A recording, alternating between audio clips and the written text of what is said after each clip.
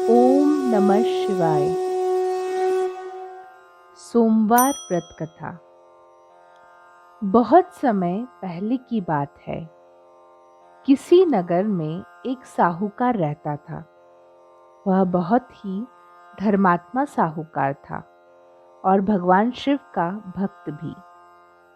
हर सोमवार भगवान शिव की उपासना करना और विधि अनुसार उपवास रखना उसका नियम था। धन धान्य से उसका घर भरा हुआ था, लेकिन उसे एक बड़ा भारी दुख भी था। वह ये कि उसकी कोई संतान नहीं थी।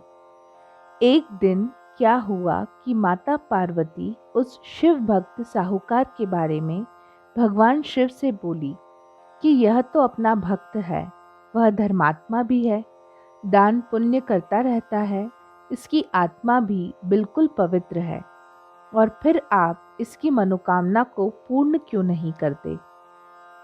तब भगवान शिव बोले, इस संसार में सबको अपने कर्मों का फल भोगना पड़ता है।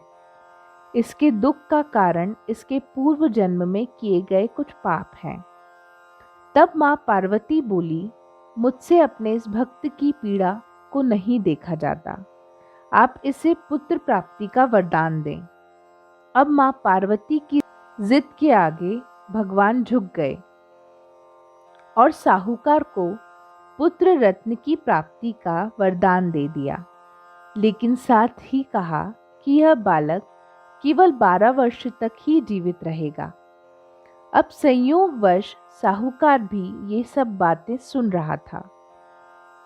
उसे न तो भगवान शिव के वरदान पर खुशी हुई और ना ही दुख। समय आने पर उसकी संतान हुई, लेकिन साहूकार को तो पता था कि इसकी सांसें कितनी लंबी हैं। फिर भी साहूकार ने धर्म कर्म के कार्यों को जारी रखा और थोड़ा बड़ा होने पर लड़के के मामा को बुलाकर उसके साथ काशी शिक्षा पाने के लिए भेज दिया। साहूकार ने उसे बहुत सारा धन दिया और कहा कि रास्ते में यज्ञ हवन करते हुए जाना और ब्राह्मणों को दान दक्षिणा भी देना।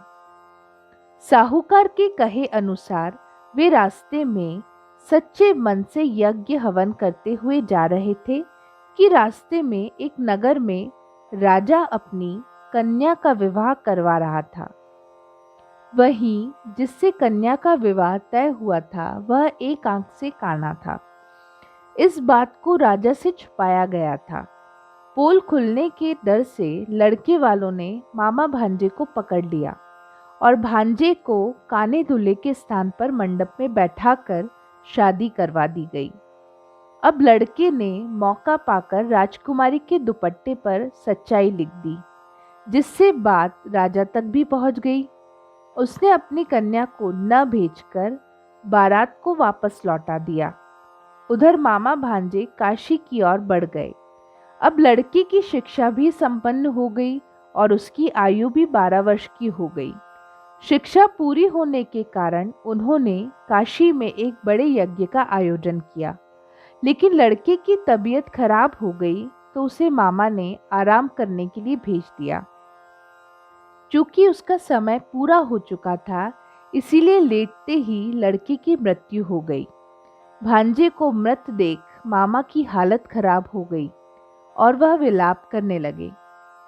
संयोगवश भगवान शिव और मां पार्वती वहीं से गुजर रहे थे। इस रुदन को देखकर मां पार्वती से रहा नहीं गया और भगवान शिव से अनुरोध किया कि इसके दुख को दूर करें। जब दुख का कारण भगवान शिव ने देखा तो कहा कि यह तो उसी साहूकार का लड़का है जिसे मैंने ही 12 वर्ष की आयु का वरदान दिया था। अब तो इसका समय पूरा हो गया है। तब मां पार्वती जिद पर अड़ गई। इसके माता पिता को जब यह बात पता चलेगी तो वो बिल्कुल भी सहन नहीं कर पाएंगे, अतः आप इस लड़के को जीवन दान दें। तब भगवान शिव ने लड़के को जीवित कर दिया। अब लड़के के मामा की खुशी का ठिकाना न रहा। शिक्षा पूर्ण हो चुकी थी, इसीलिए वे अपने नगर की तरफ लौटने लगे। तो रास्ते में जिस नगर में उसका विवाह हुआ था, वह राजा यज्ञ करवा रहा था। वे भी उसमें शामिल हुए। राजा ने लड़के को पहचान लिया और अपनी पुत्री को उसके साथ भेज दिया। उधर साहूकार और उसकी पत्नी अन्न जल छोड़ चुके थे और संकल्प कर चुके थे कि यदि पुत्र की मृत्यु का समाचार मिलेगा तो वे जीवित नहीं रहेंगे। उसी रात सपने में साहूकार को भगवान शिव जी ने दर्शन दिए और कहा कि हे भक्त, तुम्हारी श्रद्धा व भक्ति को देखकर सोमवार का व्रत रखने व कथा करने से मैं प्रसन्न हूँ और तुम्हारे पुत्र को दीर्घायु का वरदान देता हूँ। अगले ही दिन पुत्र को देखकर खुशी के मारे उसकी आंखें झलक आई और साहूकार ने भगवान शिव व माता पार्वती को नमन किया। सोमवार का व्रत करने व कथा सुनने पढ़ने से व्रती की मनोकामना अवश्य पूर्ण होती है। बोलिए शिव शंकर भगवान की जय, पार्वती मैया की जय।